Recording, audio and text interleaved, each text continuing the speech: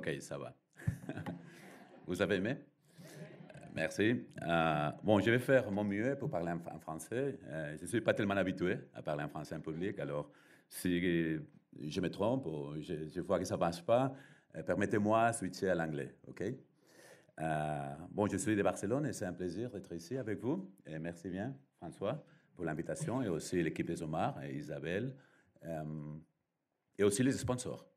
Je suis très content de voir qu'il y a des sponsors qui sponsorisent cet événement parce que toutes les institutions qui travaillent pour le bien de l'industrie, pour le bien de la profession, nous avons besoin des moyens et les sponsors font un fort investissement pour promouvoir toutes ces rencontres, tous ces mouvements où on se trouve, on partage et on apprend. Alors, c'est très important qu'on ait cet engagement des sponsors et de tous vous. Alors, The Data Revolution. Vous savez, j'ai mis ces clips, ces chansons, parce que ça a commencé très doucement. En effet, ça commence très doucement, beaucoup plus doucement que ce que vous avez vu. Et ça commence à avoir une accélération qui va vraiment, c'est une accélération contagieuse pour toute l'audience. Et ça va très, très vite et ça finit très, très vite. J'utilise ça parce que beaucoup de fois, on pense que l'accélération dans laquelle on vit, la vie digitale, ça a commencé en 2007 avec l'iPhone, avec Steve Jobs et l'iPhone. Et c'est vrai que l'iPhone, ça a bouleversé, ça a disrupté notre vie, ce qu'on a vu, comment on vit. Mais le 2007, ce n'est pas seulement l'iPhone. Le 2007, c'était un changement profond de toutes les structures qui ont permis la digitalisation. C'est un changement profond sur le cloud computing, les big data storage, la software collaborative, bien sûr Android qui a permis de faire que les smartphones soient un succès par tout le monde. AT&T en permettant d'avoir une infrastructure dans laquelle les télécommunications ont pu courir. Intel avec les chips, les non-silicon chips, ou microchips. Twitter, social media, Airbnb, Bitcoin, Facebook, out of the university. Kindle, Watson, l'intelligence artificielle. Les énergies pas de fossiles. Alors, c'est tout à fait la structure dans laquelle nos mondes étaient construits a tout à fait changé cette année. Et c'est là où les accélérations, et ce sont des accélérations exponentielles et qui se rétroalimentent, il y a un rétrofeedback des accélérations, sont passées. 3 accélérations exponentielles, et ça c'est selon Thomas Friedman, c'est un livre qui s'est publié en 2016, à la fin de 2016, Sorry for Being Late. C'est un bouquin qui, aujourd'hui, presque 3 ans, 4 ans après, je vois plus pertinent que jamais pour comprendre où est-ce qu'on habite. Les changements exponentiels, les accélérations exponentielles, ce sont sur les marchés, ce sont bien sûr sur la mère Terre, Mother Earth, et la Moore's Law. Cette accélération qui fait que la capacité qu'on a technologique, ça double. Ça double et chaque fois plus fort. Et ça fait que le monde est tellement accéléré que ça a un impact super intense sur 5 domaines, 5 realms. 5 domaines comme Mr. Friedman il appelle la politique, la géopolitique, les liens de travail, l'éthique et la communauté. Et je crois que si on pense à tous les pays européens dans le monde, si on pense ici en France, on pense en Espagne, on pense à quelques pays, on peut vraiment voir que tous ces mouvements sont déjà très, très fort installés dans nos sociétés et dans nos vies.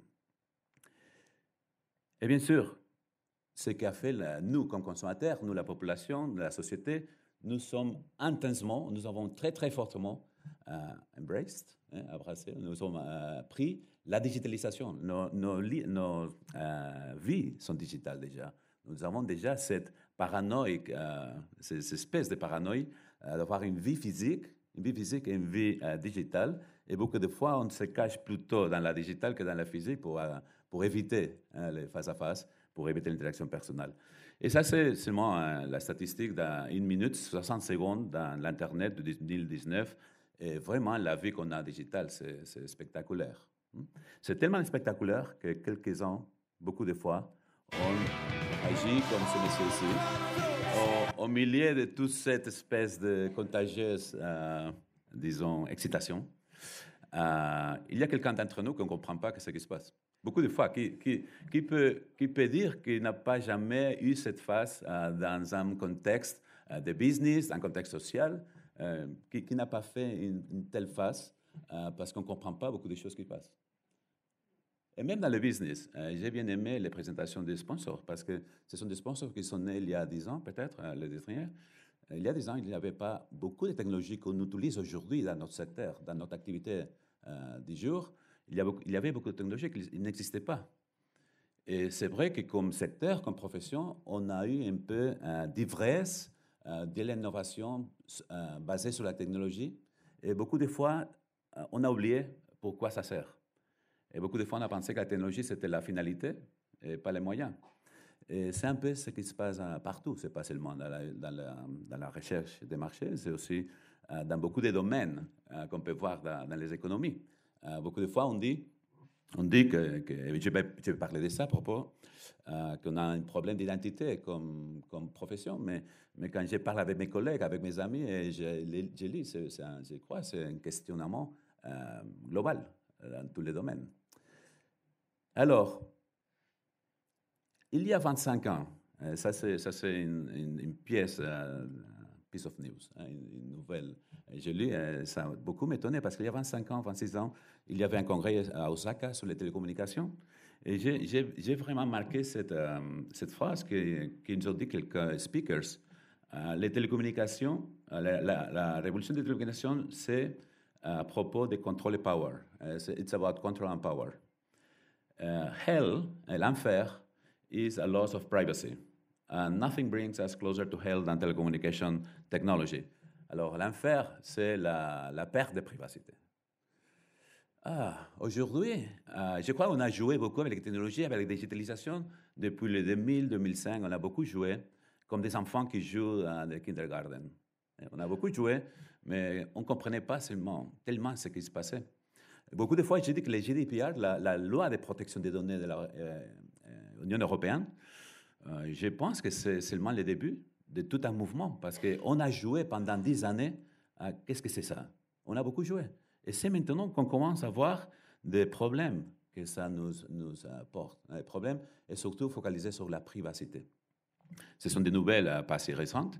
C'est Cambridge Analytica, beaucoup de plus, comme des breaches, digital breaches de la privacité. Et le mois de décembre, New York Times a publié beaucoup d'articles. Ils ont reçu d'un anonyme, et c'était des apps qui voyaient qu'il avait une collection de données tout à fait spectaculaire. Ce sont les points d'un mobile, d'un monsieur qui est à Central Park à New York, et pendant beaucoup de mois, ils ont pu suivre la trace de ces messieurs, tout ce qu'il a fait, où est-ce qu'il a bougé, et bien sûr, sa vie. Et ça, c'est déjà une donnée personnelle, parce que il y a seulement une personne dans le monde qui peut faire ces parcours. C'était des travailleurs des applications qui récoltent des données, qu'ils ont vu qu'ils récoltaient des données que peut-être ils n'avaient pas besoin de récolter, mais qu'ils les avaient. Parce que la technologie, ça permet de faire ça. Alors, il y a beaucoup des apps qui nous récoltent beaucoup de données qu'ils n'ont pas besoin de rien. Ils ne font rien avec ça, mais ils les collectent. Alors, ça, c'est un sujet, que du côté des OMAR, ça nous préoccupe et on met l'attention sur la privacité. Et c'est pour ça, on travaille beaucoup sur la privacité dans 3 domaines, trois domaines. Un domaine, c'est la connaissance. C'est pour ça qu'on peut suivre, avoir des partenariats et investir pour faire de la connaissance, thorough knowledge. C'est l'exemple de Privacy Paradox, c'est une étude qu'on a publiée en septembre 2018 au Congrès de Berlin. Et cette dernière année à Edinburgh, on a publié les Trust Paradigm. Ce sont des études pour mieux connaître comment les consommateurs, comment les personnes agissent à propos de la privacité. On travaille aussi pour faire des lobbies devant l'Union européenne et d'autres gouvernements dans le monde. Et à l'Union européenne, on a eu des succès, très, très bons succès. On a beaucoup influencé la GDPR, la loi de protection des données, pour qu'elle soit favorable à notre profession. On a aussi sauvegardé tous les social media listening avec la copyright law. Et parce que la copyright law, éventuellement, ils voulaient qu'on paye pour chaque poste qu'on examinait, on analysait. Et aussi, on a eu succès, on est en train d'avoir succès pour le e-privacy law, que ça met beaucoup de problèmes sur la traçabilité des audiences digitales. Alors, on travaille dans beaucoup de domaines sur ces domaines de la privacité. Et je vais vous partager quelques données sur le Trust Paradigm. C'est la dernière étude. Et la première conclusion, c'est que la transparency pays. Transparency pays. La transparence, ça paye. Quelques données que je vais pouvoir partager parce qu'on voulait savoir comment les consommateurs sentent et se comportent about sharing personal and location data. Alors, c'est un survey qu'on a fait online de 1000 répondants à 10 marchés. La France est un d'eux. La France, l'Allemagne, l'Angleterre, US, Chine, Brésil et quelques autres. C'était Boosback qui a fait l'analyse et Sint, c'était la sample. Alors, la première conclusion, c'est que 3 sur 4 personnes ont quelques problèmes avec la sharing, partager l'information personnelle. Et d'entre eux, 53% des gens ont des vrais problèmes de partager l'information. On a les sentiments qu'ils partagent trop d'informations dans le monde digital. 4 sur 10 n'aiment pas du tout les pratiques des applications, n'aiment pas du tout ce qu'on recollecte des données sur sa vie.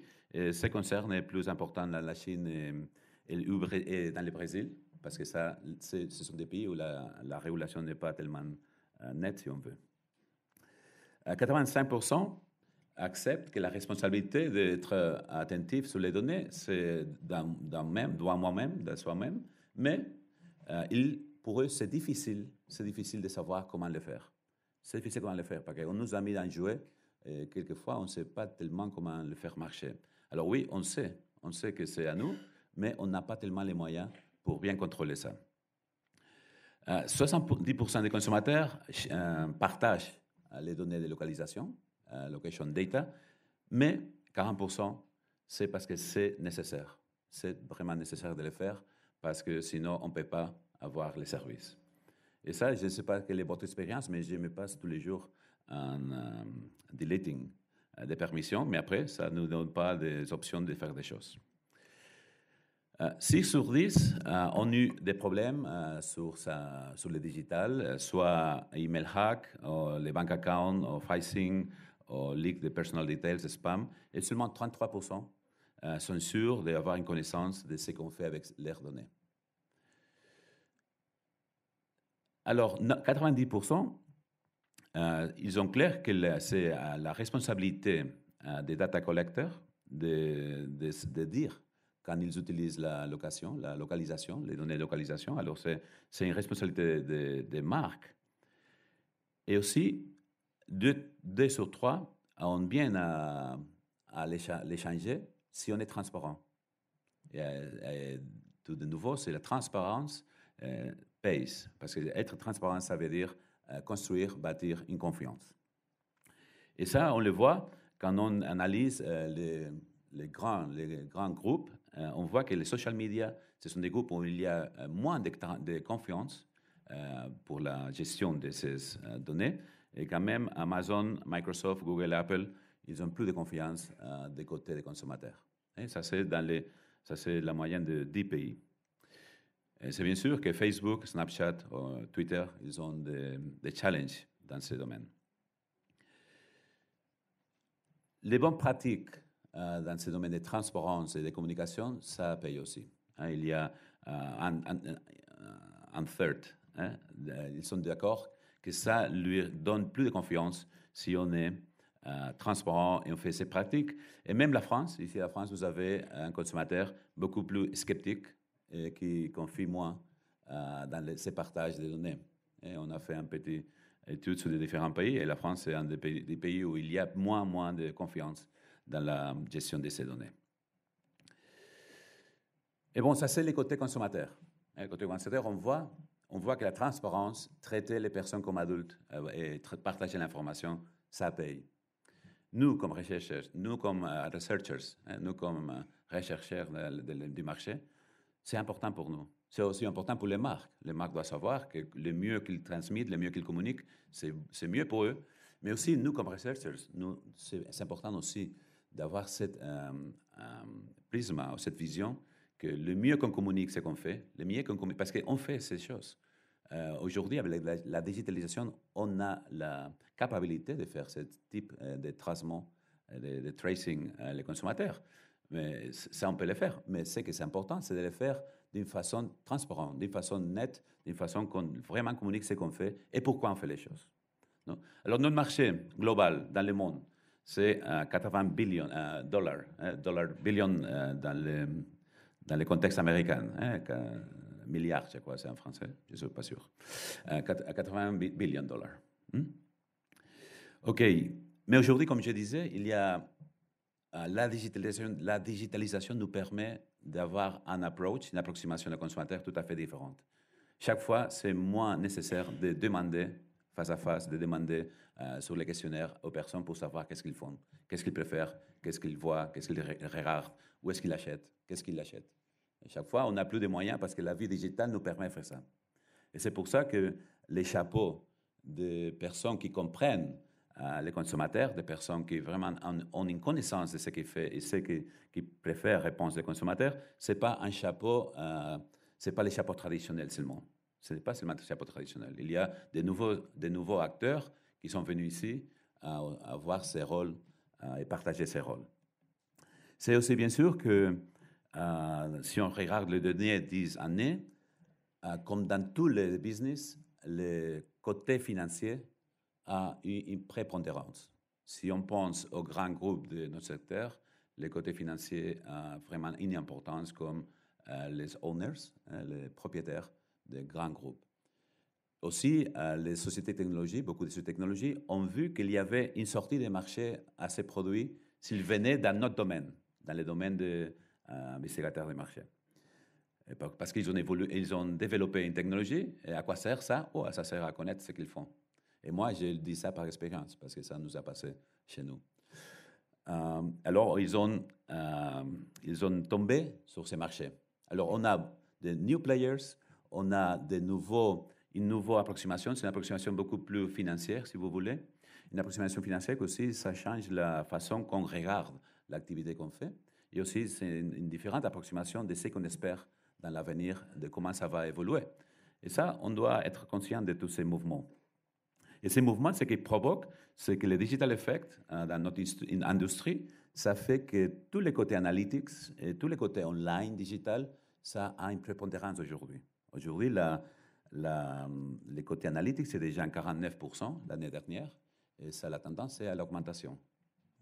Ça veut dire que les méthodologies traditionnelles disparaître? Non, pas du tout. En effet, j'aime bien dire qu'aujourd'hui, les qualitatifs, c'est plus important que jamais. Parce que oui, on peut collecter ce que les personnes font, ce qu'ils préfèrent, ce qu'ils achètent, mais il faut savoir pourquoi. Il faut savoir vraiment les raisons de pourquoi ils achètent. Alors, ça ne veut pas dire que la traditionnelle va mourir, ça veut dire que les marchés, ça évolue, et les marchés, il y a une expansion, et l'expansion, c'est des côtés analytics, des côtés digital, des côtés data analytics et science. C'est pour ça que ce qu'on promeut de ESOMAR, c'est, bon, on est beaucoup plus dans cette fonction de comprendre ce que les personnes font, dans cette fonction de comprendre les consommateurs. Alors, on est beaucoup plus de personnes, beaucoup plus d'agents qui font ça. Alors, ce qu'il faut, il faut bâtir et construire des ponts, building bridges. Ça, c'était le slogan de mon terme. Il faut construire des ponts. Il faut mieux comprendre ce qu'il faut chaque côté du pont pour pouvoir travailler ensemble, parce que c'est de la vision holistique des consommateurs qu'on peut aller plus loin tous ensemble. Alors, j'ai travaillé pour une société française il y a quelques années et j'ai eu la chance de connaître André Comte-Sponville. C'est un des plus illustres philosophes dans le moment en Europe. Et moi, j'ai toujours été une personne intéressée sur les problèmes d'identité. Alors, je lui ai demandé, dans ces moments d'accélération tellement forts, dans ces moments de changement, comment ça peut affecter les identités des sociétés? La société, ça bouge. Comment ça peut affecter l'identité des entreprises? Comment ça peut affecter mon propre identité. Qu'est-ce que je dois changer? Qu'est-ce que je dois changer comme personne? Parce qu'il il faut être au jour. Et je ne veux pas changer. Il y a des choses que je ne veux pas changer du tout. Alors, ce qu'il m'a dit, écoute, comme société, je crois que pour les sociétés, c'est intéressant. Il m'a dit, il faut que tu analyses, il faut que tu penses ce que pour toi, c'est le corps, c'est le cœur de ce que tu es. C'est le cœur, la base, la plus forte définition de ta identité. Et la reste, laisse passer. Laisse passer la reste, parce que la reste doit s'adapter à la réalité actuelle.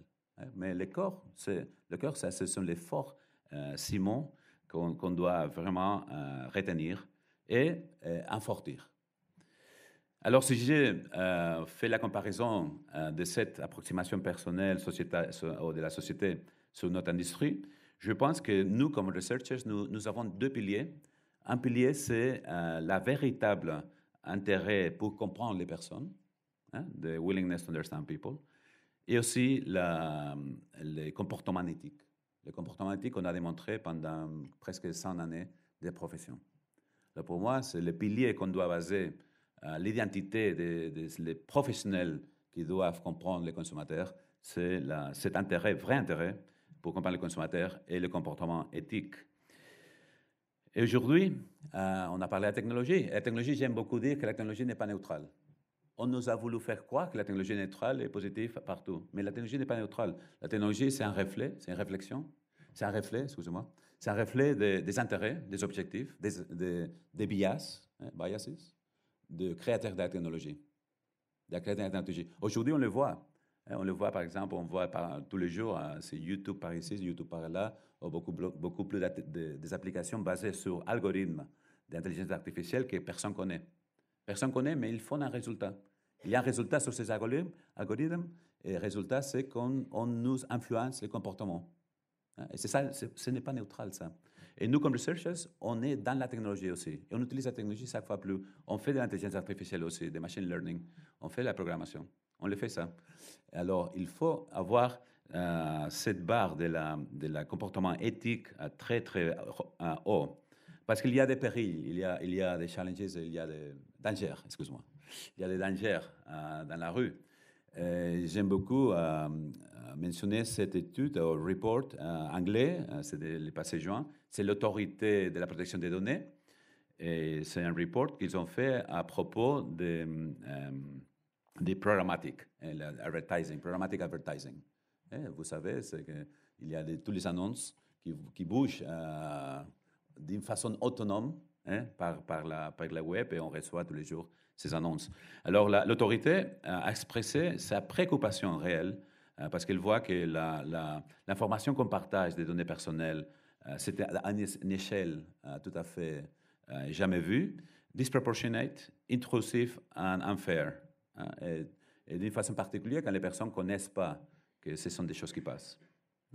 Alors ça, c'est un péril que nous, comme professionnels, on ne peut pas avoir, ces dangers comme professionnels.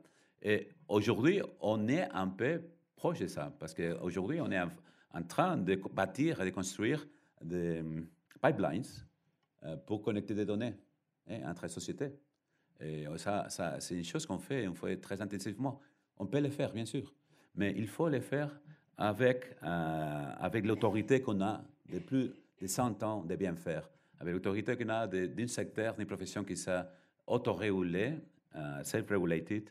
On a des codes, on a des façons de faire qui nous permettent d'avoir une ligne d'actuation qui peut s'ajuster dans ces domaines de respect pour les personnes, de respect pour les données, de respect pour le management des données, parce qu'il y a toujours un danger là-bas. Alors, j'ai beaucoup voyagé les dernières années et comme président des UMAR, j'ai voyagé un peu plus encore. J'avais l'opportunité d'être au Mexique le mois d'octobre. C'était un événement comme celui-ci. Alors, les jours avant, je suis allé au musée ethnographique. C'est un musée spectaculaire, un des milieux du monde. Vous pouvez tous apprendre sur les cultures mésoaméricaines avant la conquête. C'est très, très intéressant. Et ça m'a fait penser beaucoup parce que Tenochtitlan, c'est le Mexique de 1519, c'était la capitale des Aztèques avant les Espagnols. et après aussi. Et, alors, Tenochtitlan 1519, hein, il y a quelques années, c'est les rencontres de deux cultures, et peut-être c'est des rencontres des cultures dans l'histoire les plus spectaculaires. C'est ces deux cultures qui ne se connaissaient de rien. C'était comme si un martien et un terricole se trouvent. C'est vraiment comme ça. Oui, c'était des hommes, mais la culture, c'est comme un martien et un terricole. Et Tenochtitlan, comme vous voyez dans ces portraits, c'était une ville très, très jolie, très avancée, très sophistiquée, avec des eaux, avec des marchés, des palais, des églises, des ponts, des rivières. C'est une espèce de Venise. Aujourd'hui, c'est sèche, mais il y a quelques années, c'était une espèce de Venise. Les Espagnols pensaient que c'était un dream, et ils pensaient que c'est pas possible, c'est tellement belle. Et ces personnes sont tellement évoluées. Et de côté, les Aztèques, ils pensaient, mais qu'est-ce qu'ils font habillés de cette façon? Quels sont ces animaux? Et les chevals, ils n'ont jamais vu un cheval. Alors, c'était Moctezuma, c'était l'empereur, c'était le roi aztèque, c'était super puissant. Et Hernán Cortés, c'est le conquérant espagnol. Alors, ils sont trouvés, il n'avait pas un moyen de se communiquer. Alors, ce qui s'est passé, c'est que Hernán Cortés, il est arrivé à la péninsule de Yucatan quelques mois avant. Il a pris comme esclave Malinche. Malinche, c'était une fille, c'était une dame maya, qui parlait maya, mais il parlait aussi aztèque.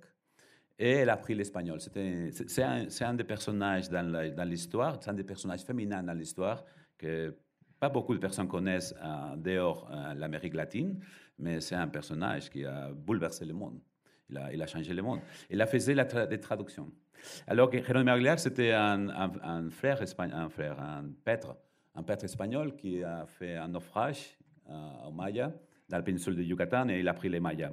Alors, la façon de se communiquer entre Hernán Cortés et Moctezuma, c'était, il parlait en castellan avec Jerónimo Aguilar traduisait au Maya, et Malinche traduisait du Maya à l'Aztèque.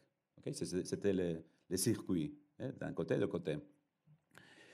Dans ce moment, Moctezuma, il était le super empereur, le super roi. Il était tellement puissant qu'il se permettait de jouer comme il voulait avec les vocabulaires. Alors, il parlait comme si lui, il était un enfant.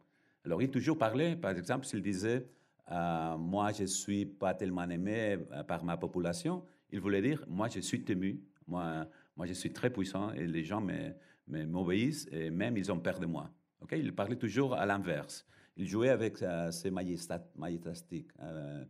Il se croyait comme une personne, comme un dieu. Alors, quand il a dit cette ville est vôtre, il a dit cette ville, vous êtes bienvenus, cette ville est vôtre.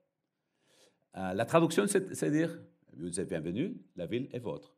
Mais ce qu'il voulait dire, c'était get out of here.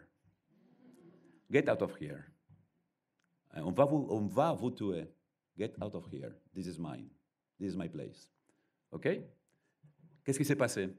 Le circuit de traduction, c'est un circuit seulement de langage, des mots, mais pas de la culture, pas de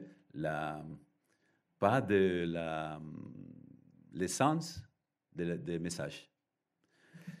Qu'est-ce qui se passe aujourd'hui dans notre secteur?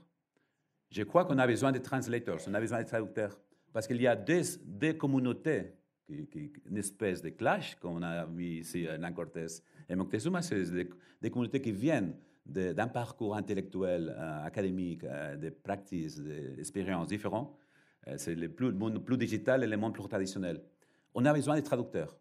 On a besoin de traducteurs et je pense que cette figure-ci, c'est tellement besoin. On a tellement besoin de ces figures de translators. Et aussi, c'est une belle sortie professionnelle par beaucoup d'entre vous qui venez de ces mondes plus traditionnels et vous comprenez et vous avez entré dans le monde digital. Je crois dans ce translator mode. Et on a parlé de Data Revolution. La révolution industrielle du 18e siècle, c'est basé sur deux piliers. C'était les piliers de mindset, la mentalité. La mentalité, c'était le capitalisme d'Adam Smith. Adam Smith a lancé ces notions de capitalisme. Et les pouvoirs, c'était les vapeurs, la machine à vapeur, le steam machine. Aujourd'hui, je crois que les piliers de la Fourth Industrial Revolution, c'est la human centricity et aussi les données plus les trust, plus la confiance des consommateurs. Et qui c'est mieux placé que nous? Qui c'est mieux placé que nous, les chercheurs, les personnes qui ont intérêt pour la personne, pour comprendre les personnes, que nous avons la human centricity et nous avons aussi le management des données. Nous avons la capacité de gérer les données. Alors, je vous invite à conquérir les marchés. Le Global Advertising Marketing Potential, c'est de 1,3 trillion dollars. Je vous invite à conquérir ces marchés parce que ces marchés de 1,3 trillion a besoin de savoir faire les bonnes questions et aussi de trouver les bonnes réponses. Merci.